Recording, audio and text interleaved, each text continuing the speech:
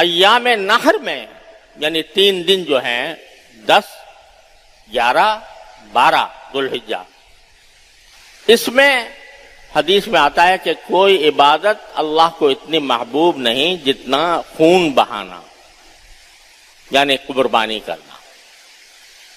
تو یہ بڑی عظیم عبادت ہے اور چلی آ رہی ہے حضرت آدم علیہ السلام کے وقت سے۔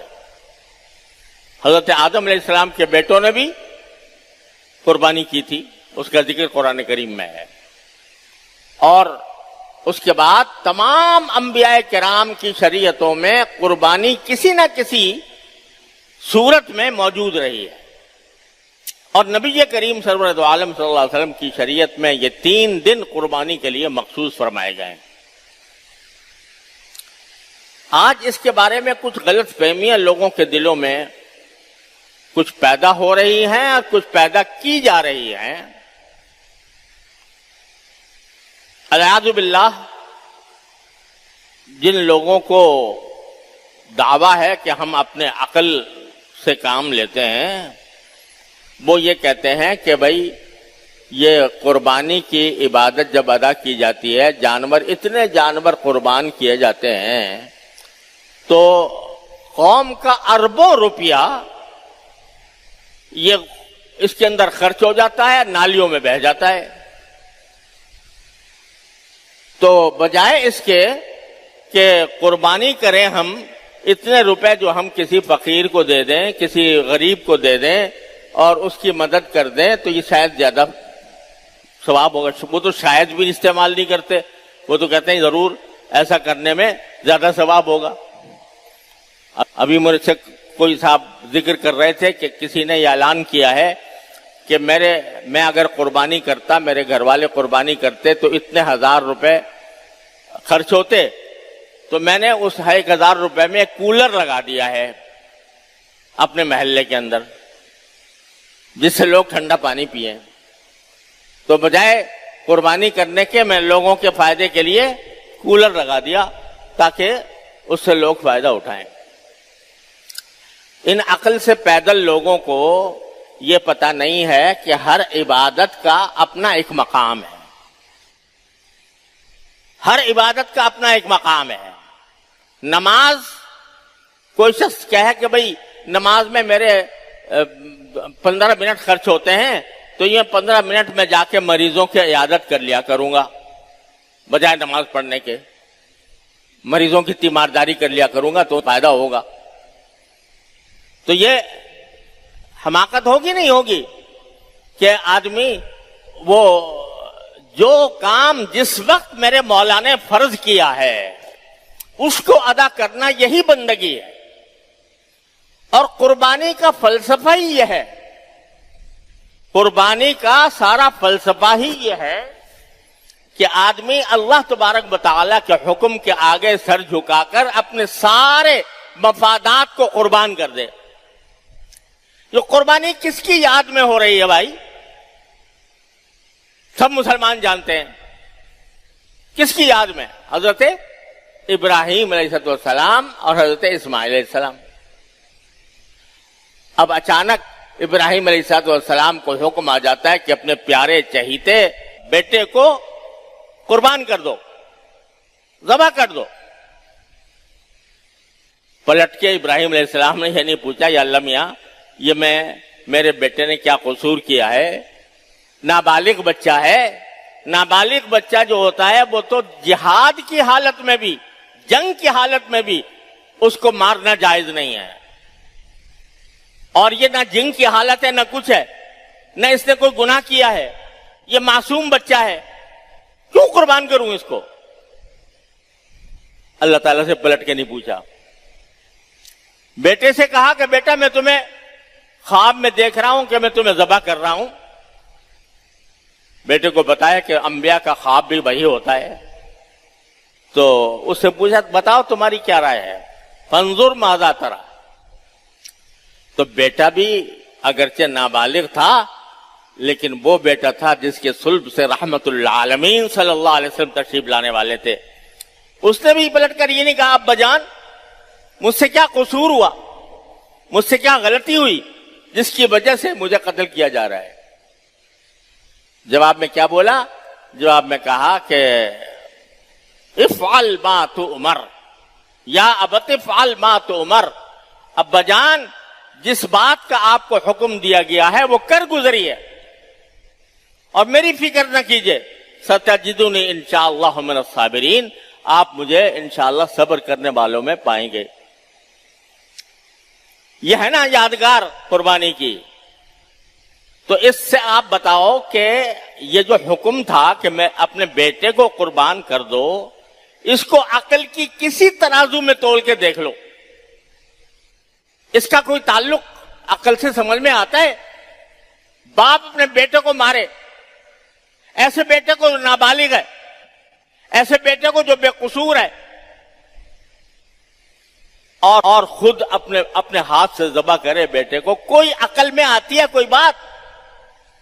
لیکن پیغمبر تھے تو انہوں نے کہا جی عقل بقل کچھ نہیں ہے ہماری، اصل بات تو میرے مالک کا حکم ہے، لہذا لٹا دیا.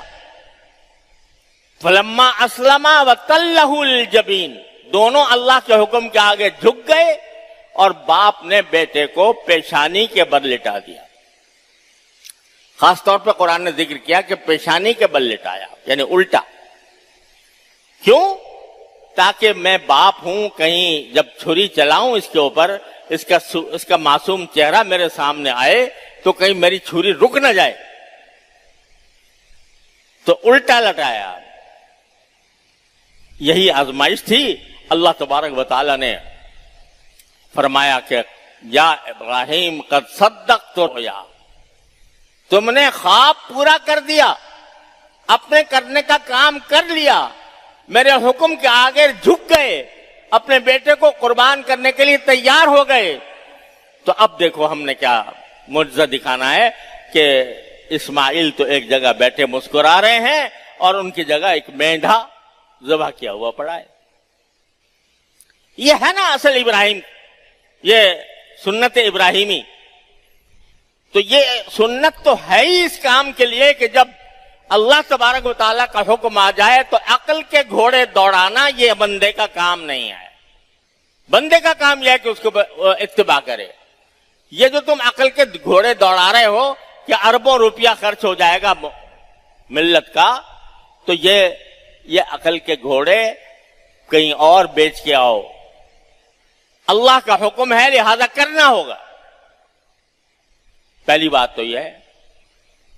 اور سچی بات یہ ہے کہ اگر قربانی کی اصل حقیقت، اس کا اصل فلسفہ سمجھ میں آ جائے اور اس کے تحت بندہ قربانی کرے، اور وہ فلسفہ کیا ہے کہ اللہ کے حکم کے آگے میں اب میری عقل بھی قربان، میرا مال بھی قربان، میری جان بھی قربان.